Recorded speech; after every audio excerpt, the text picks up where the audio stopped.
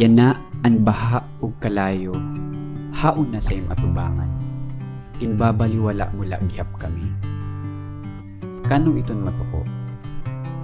Ini nga kita kontra sa ikaw. Surmatanon sa palapag nga kun makakita ka sing busag nga bugsok sa dagat. Sayo ini nga pangitaon nga mayaon mahinanabo nga peligro. Tungod sa climate change, damo nga palapagnon an may ngadto sa karatan. Iton mga baryong harani sa dagat, patinaan mga tupad san salog, delikado permi sa pagbaha, darasan waray undang ngan makusog nga pag-inuran. An mapanguba ngan diri maupay, nga industriya san pagmina san baras ngan graba, nga waray pakundangan. Nagpapadagmit nga nagpapaduroy san epekto san climate change.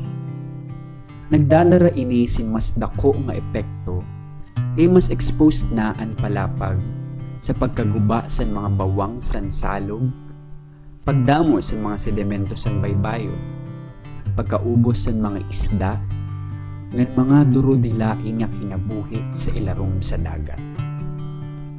Lain san epekto sa kinabuhi san mga naistar tupad san dagat. Ang polusyon sa plastic, nagpapatay san mga hayop ng tanaman nga tikang sa dagat, sugad san pawikan, bangkulis, nukos, kabakhawan, ngan mga coral. Mapaspas nga nadalagan ang oras, ngan adi kita yana sa atubangan san aton mga desisyon nga pwede makawakay san kinabubuwason san mga palapagnon.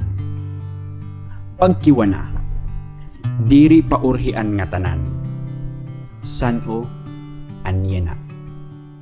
Para sa masunod nga kabataan, basi magkayaon sira maupay nga pupurukan, basi sira maghinyap, umuswag nga waray kahadok. Diri pareho sa ato iyana.